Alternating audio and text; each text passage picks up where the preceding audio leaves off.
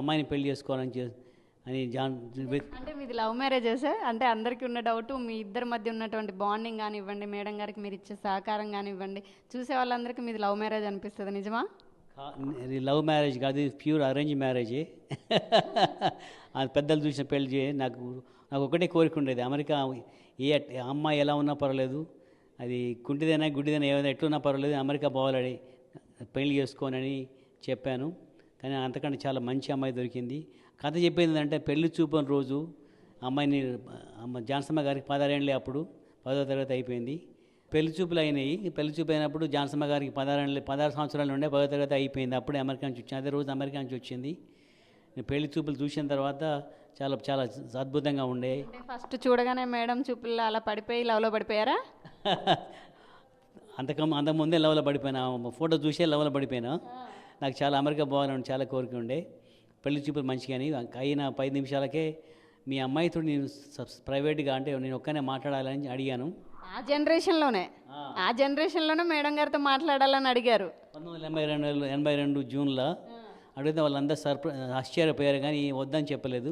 పోమ్మ మీ పైకి పోయి మీ వాళ్ళకి 2 అంతస్తులు ఇల్లు ఉంటుంది వాళ్ళ బంధువులకు, పైన ఒక రూమ్ ఇచ్చి అక్కడ మీ రూమ్లో మాట్లాడుకోవచ్చు అని చెప్పిండ్రు. అయితే ఇద్దరం కలిసి అంటే ఇద్దరం కలిసి పైకి పంపించారు. పైకి పోయిన తర్వాత కూర్చొని మాట్లాడుతుంటే నా కథ అంతా చెప్పిన. ఇట్లా నేను మా ఇంట్లో మా బాబు చచ్చిపోయాడు, నీ ఇంట్లో పెద్ద, మాకు 2 తమ్ముళ్ళు చిన్నోళ్ళు, 2 చెల్లెళ్ళు, నా బాధ్యత ఉంటుంది, నేను తప్పకుండా నేను నా బాధ్యత తీయాలి అని చెప్పుకుంటా కళ్ళలో నీళ్ళు వచ్చాయని చెప్పినప్పుడు అప్పుడు జాన్సమ్మ గారు అంగీకరించారు. అదేవిధంగా వాళ్ళ మా అమ్మను తమ్ముళ్ళను చెల్లెలను అమెరికా తీసుకెళ్ళి అందరినీ మంచిగా పైకి తీసుకొచ్చాను. పైకి వచ్చిన జాన్సమ్మ సహకారం చాలా చేసింది. చాలా థ్యాంక్స్ జాన్సమ్మ. చాలా నేను హాస్పిటల్ డాక్టర్ పని చేస్తుంటే అమ్మగారు మెడిమార్ట్లో బ్యాంకులో పనిచేసి మన ఇద్దరికి కలిసి డబ్బులు సేవ్ చేసి మా అమ్మకు తమ్ముళ్ళకు పంపించేది ఆ రోజుల్లో. ఇప్పుడు అదే ఈ కథని చెప్పాల్సి వస్తుందంటే అది ఒక కుటుంబం కదా. ఆ కుటుంబం నుంచి ఆ కుటుంబం అంతా బాగుపడ్డ తర్వాత 1995లో నేను ఇండియా వచ్చాను మా పిల్లలతోటి. చెల్లపాలెం వచ్చి విజిట్ చేసినప్పుడు చిన్నపిల్లలు చెట్ల కింద కూర్చొని చదువుకుంటున్నారు. అయితే నా పిల్లలకు వాళ్ళు సర్ప్రైజ్ ఆశ్చర్యం అయిపోయింది. ఏంది డాడీ క్లాస్ రూమ్స్ ఇట్లుంటాయా, చెట్ల కింద ఉంటుందా అని అంటే ఇట్లే ఉంటుంది ఇండియాలో అని చెప్తే అప్పుడు స్కూల్లో టీచర్స్ కలిసిండ్రు. హెడ్ మాస్టర్ గారు అడిగారు, మీకేం అవసరం ఉన్నాయంటే మాకు తాగడానికి నీళ్ళు కావాలన్నారు. వెంటనే బోర్వెల్ వేయించాను. వితిన్ 2 వీక్స్లో బోర్వెల్ వేయించాను. తర్వాత స్కూల్ కట్టించాము. అట్లా నా కుటుంబం 5 నుంచి చెల్లపాలెం పెరిగింది, చెల్లపాలెం నుంచి తొర్రూరు పెరిగింది, తొర్రూరు నుంచి ఖమ్మం పెరిగింది, ఖమ్మంలో వాళ్ళ నాన్నగారు పుట్టిన ఊరు, జాన్సమ్మ గారు పుట్టిన ఊర్లో హై స్కూల్ కట్టించినాం. అంటే మీరు మీ కుటుంబ బాధ్యతలే తీసుకుంటే ఎక్కువ అనుకున్న మహిళ ఇవాళ మొత్తం నియోజకవర్గాన్ని తన కుటుంబం అనుకునే స్థాయికి రాగలిగారు. అది ఆ కథ చెప్పడానికే దూరం తీసుకొచ్చిన. ఆ కథ చెప్పడానికే నా కుటుంబం 5 మొదలైన కుటుంబం కళ్ళకు నీళ్ళు తెచ్చుకొని జాన్సమ్మ చెప్పుకున్న కుటుంబం ఈరోజు 5 లక్షలుగా మారిపోయింది. 5 మంది దగ్గర నుంచి 5 లక్షల కుటుంబం అయింది. దీంతో తెలంగాణ ప్రజలకు కూడా నాకు కుటుంబం అనుకుంటున్నా. తెలంగాణ ప్రజలందరికీ కూడా సేవలు అందించే అవకాశం ఉంటుందని నాకు భార్యకు ఉంటుందని నేను కోరుకుంటున్నా. చాలా సంతోషంగా ఉంది, చాలా హ్యాపీగా ఉంది.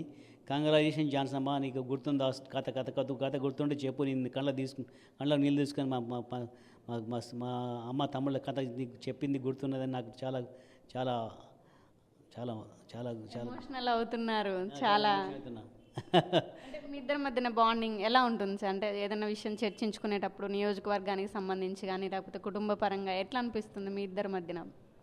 చెప్పినాయి కదా, 5 మంది నుంచి 5 మందికి మొట్టమొదటి మెడకేసిన జాన్సమ్మకు. తర్వాత ఇప్పుడు 5 మంది నుంచి 5 లక్షల దాకా మెడపడ్డది జాన్సమ్మకు. అంటే ఆ స్ఫూర్తితోటే మనం ఊరు చేసినప్పుడు తొర్రూరు హాస్పిటల్ కట్టినప్పుడు జాన్సమ్మ ఎప్పుడు వద్దని చెప్పలేదు, ఎప్పుడు ముందుకే వెళ్ళి హెల్ప్ చేసింది, అమలు చేసింది, చాలా హెల్ప్ చేసింది. మీరు సేవలు చేస్తున్న టైంలో అటు రాజకీయాల పేర్లు అవసరం లేదు, రాజకీయాల పరంగా కానివ్వండి బయట కానీ చాలా ఒత్తిళ్ళు చూశారు. మీరు ఇక్కడ వచ్చి మీరు ఉన్నప్పుడు కూడా మీ ముందు మీరు ఇక్కడ నుంచి వెళ్ళిపోవాలి, అమెరికా వెళ్ళిపోవాలని చెప్పిన టైం కూడా ఉంది ప్రచారంలో. ఆ టైంలో అసలు మనకెందుకు వచ్చింది, మన ఫ్యామిలీ మనం ఉంటే అయిపోయేది కదా, ఈ రాజకీయాలు నాకెందుకు, ఈ సేవ ఎందుకని అనిపించిందా ఎప్పుడన్నా మీకు? నాకు అప్పుడు ఎలా అనిపించలేదు. అంటే పోలీసులు వచ్చి నన్ను వెళ్ళిపోమంటే చెప్పాను, ఇది నా ఊరు, నేను పుట్టిన ఊరు, నీ ఎక్కడ పోతా, నేను ఎక్కడ పోవట్లేదు, మీరేం చేసుకుంటారో చేసుకోమని చెప్పేసిన. ఇక్కడ కూర్చుంటారు, ఇక్కడ ఈ రూమ్లో ఈ చైర్లో కూర్చొని మాట్లాడి చెప్పిన. పోలీస్ ఆఫీసర్ వచ్చి వాళ్ళు చాలా మంచిగా విన్నారు, ఏమనలేదు.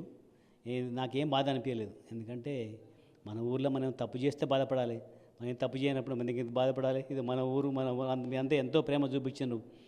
నాకు ఎప్పటి నుంచో ప్రేమ చూపిస్తున్నారు. 95 వచ్చిన రోజు 95లో నేను ఊరికి వచ్చి బోర్ వెలేషన్ తర్వాత స్కూల్ కట్టిన తర్వాత ఎంతో ప్రేమ చూపించాను. ఎంతో దానికి ఎంతో రుణపడి ఉన్న మన పాలకుర్తి ప్రజలకు. ఇంకా ముందు ఇంకా చాలా చేయాలని చాలా కోరికగా ఉంది. ముఖ్యంగా ఇంతమంది మన ప్రాజెక్టు జనాభా అంతా కలిసి కట్టుగా పనిచేసి ఎర్రబల్లి దయాకరావు గారు అటువంటి మనిషిని ఓడించారంటే వాళ్ళు ఎంత శక్తి ఉందో అని గుర్తించిన. ఇప్పుడు అదే శక్తిని మన ఊరు బాగు చేయాలి, మన వాడ బాగు చేసుకోవాలి, మన ఊర్లన్నీ బాగు చేయాలి, మన కాన్స్టిట్యుయెన్సీ ఎంత బాగు చేయాలని